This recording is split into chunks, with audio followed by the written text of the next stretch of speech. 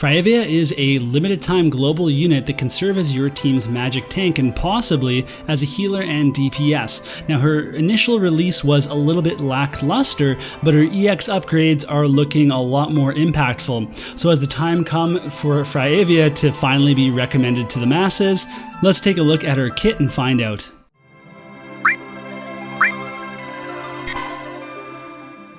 Thank you to warofthevisionscalc.com for the information used in this video, and I'll quickly flash the info needed for EX jobs right there so you can take stock of what you might need to farm. When Fryevia came out in Global, people were pretty pumped because she was a very powerful unit in FFBE. Now, unfortunately, she wasn't quite as powerful in Global War of the Visions, and that's because her AI wasn't really tuned correctly.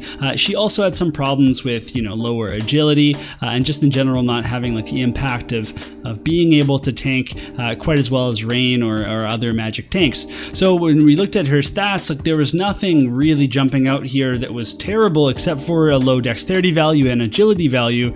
There were just some problems with her kit overall.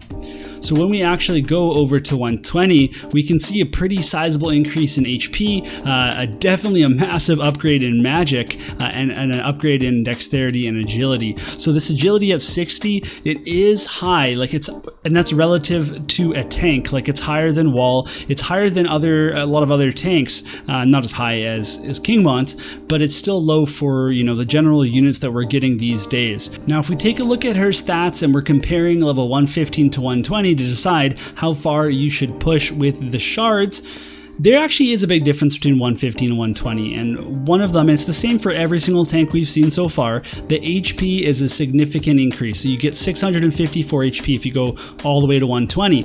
You're also going to get more magic, and most of Fryevia's magic is her base magic, so that's important if she's going to get any sort of team buff. Now, with her base magic being high, there's a bit of a catch. She doesn't have any actual abilities that increase her magic, whether they're passive or active or whatever.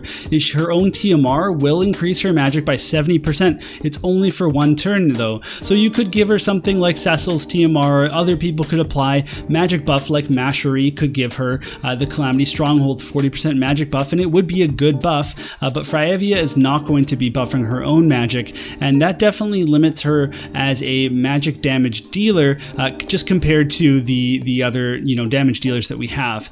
Otherwise, she gets agility, 2 agility for going to 120, and again, that's a really impactful stat. It's very important. Otherwise, there's nothing huge here, but I do think stat-wise, it's important that you do take Fryevia to 120. Now let's take a look at the skill upgrades for Fryevia in her EX job. Magic Barrier is going to turn into a taunting skill, increasing the chance of being targeted by 12. This is very important because it's on her main job, and it means that she doesn't necessarily need the Spellblade sub in order to use taunting spell. Then Providence of Wind is now going to give 20% slash resistance. Fryevia had a -5 slash resist, so she's going to be at a net 15 when she has this increased. And that's actually really good. So a net 15 to start off, and then you put on Espers and equipment, VCs, whatever. That's a pretty good place to be in. This is a pretty impactful upgrade.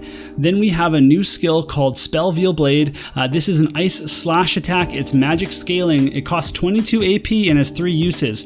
It has a 175% potency mod, which is fine, and then it's going to increase your defense and your spirit by 20 for 3 turns to self. So this is a really good skill on your main job, and it's not going to clash with something like Taunting Spell, which she'll just use because it's got huge range, it's got really good height difference, and it has a low AP cost. If you're not using that Spellblade sub, she's definitely going to be using Spellveil Blade, and that's going to be just increasing her tanking stats, and that's pretty important. She actually has no base defense or spirit on her kit, so this is pretty important for her to get up so that she can tank all sorts of damage. Now, this is something that could be, bad depending if she gets dispelled. That's a huge chunk of her defensive capabilities gone, and that's definitely something that's concerning to me. But when we're looking at magic users that she's going to be tanking against, if we're looking at most slash attackers, they're not going to be dispelling you anyway. So in a game where a lot of the time you can pick your opponent, Fryevia is probably not going to be worried about getting dispelled, and then the one person to worry about for sure is going to be enemy Gilgameshes. Next, I'd like to compare Fryevia to Rain as a magic tank, and they're pretty similar. They now have hate abilities that also give you magic barriers. Then they both have good, magic resists and can stack more magic resist with some passives. Fryevia is going to have access to the magic resist skill, which is 38%. It's really impactful. It's almost better than the barrier a lot of the time because the barrier gets broken. But with Rain, you can stack a lot of spirit, and he just has a lot of innate spirit. Now, when you look at the magic stat, you're going to think to yourself, well, Fryevia is more powerful than Rain. But again, Fryevia doesn't have any ways to buff her magic on her passives, whereas Rain has intensifying power, and when he equips it, he actually gets to 520 magic, and he's going to be pretty close to Fryevia. Rain also has way more easy access to multiple damage types, so different slash and magic attack skills with great debuffs, whereas Fryevia is just kind of buffing herself. Now, Fryevia gets a whole other side to her kit. She can heal herself and her allies. She can full life. She has some really great manual applications with some of the skills that she has, but I actually give the edge to Rain in terms of just putting on some magic tanking abilities and then going and dealing some damage. He's got better range, AoE, all this stuff that he can do. A little bit worse AP. He's going to need bells and time to use them, but at the same time, I think that Fryevia is going to be just as good in terms of just a pure tanking role. There's a lot of things that she can do. She can probably take physical damage a lot better with her 20 defense buff. Her slash resist is going to be better suited to taking on mixed parties than Rain's.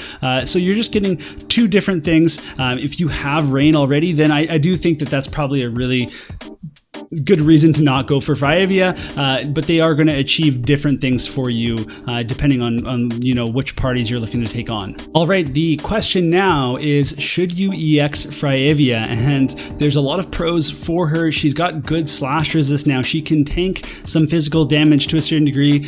We have so much flexibility with team buffs and espers and vision cards with the party abilities that we can do all sorts of things to make her kind of an all-around tank, and I think that's actually pretty awesome. She's got hate generation now, so that really makes her able to get off of the Spellblade sub. Now, I actually watched Raindell's Fryevia video, and I noticed that he really had to turn off all the other skills for her to use her barrier in time to actually gain hate, and that's kind of a pretty important note that she has her white mage skills or whatever else you're going to be using, but as far as buffs go, TMR buffs, whatever, you have to make sure they don't get in the way of that important taunt going off. Now, when you don't have to use taunting spell, that's actually really important. It means that spell Veil Blade is going to go off way more easily because it has a shorter range, a worse height, more AP cost. So taunting spell would probably get in the way of that, and you really do need her to do that. You need her to apply her barrier, get her hate, and then buff up her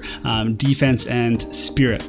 Now, her magic stat is impressive, but she's not going to have any magic buffs, so she will deal lots of damage for sure. It's just not going to be, like a high DPS level amount of magic based damage. And she has a lot of potential for manual play. Because of her sub skills, you can bring in someone that is a bruiser that you can push forward in a live PvP or even just in a PvE sense. But then all of a sudden you've brought Full Life with you. You've brought Curata with you, Asuna. It really helps you combine some roles. I think that's super impactful. And I think if we get like some better PvE content, that she's kind of an MVP for a lot of that content. Now, she does have some cons as well. So King Mont is a very prevalent unit, and as is, that Knight from Grandshelt, and they're both going to be dealing more damage to her because of her fire weakness. She's also going to be weak to Dispel, and that's something that we worry about more in live sense, or just if we see more Dispel on the horizon. And then the other thing is that she just doesn't have any innate defense or spirit, and that just is kind of a more difficult place to build from, just compared to other tanks. And then otherwise, she deals pretty much all slash damage. So her LB is magic damage. She has Ruin on Green Mage sub, but then you're using Green Mage sub over the White Mage sub or the Spellblade sub for magic resist. So she is kind of one-dimensional in her damage type. And then her agility is kind of on the low side. Again, it's good for a tank, but it is low compared to other units. I don't think that's a deal breaker, but it is something that I have to mention. So the question is, should you actually EX Fryevia? And unfortunately, I'm going to have to say no. Unless unless you already have her and you really like her, I don't think you should be pulling for her. I don't think that you should be necessarily even EXing her if you have her. And we have a lot of access to different tanks. A lot of people have Wall, a lot of people have King Mont, Rain. So it's just kind of hard to build yet another tank, especially when Dwayne and Suzanne are here and they're also limited. So of all 3 units that are out right now, I do think that she's the lowest priority. Now, again, I said lots of nice things about her. I do think that there's a lot of places for her, but I have to give advice to the general player base, and I don't think that she's someone that's worth your time at this time. She is going to come back though at some point. She's going to get a VC, the fan designed VC, and I'm sure that when that comes back, she'll come as well, and who knows, maybe that's going to be pushing her even further. I do think that she's pretty cool. You can go check out Raindale's video. I'll link that in the description so you can check that out. And then otherwise, we're taking off. That's it for this video, and I hope it was useful to you. You can let me know in the comments below. You can also let me know on Discord. The link for that is in the description. Otherwise, please subscribe to the channel for future content, and I'll see you in the next video.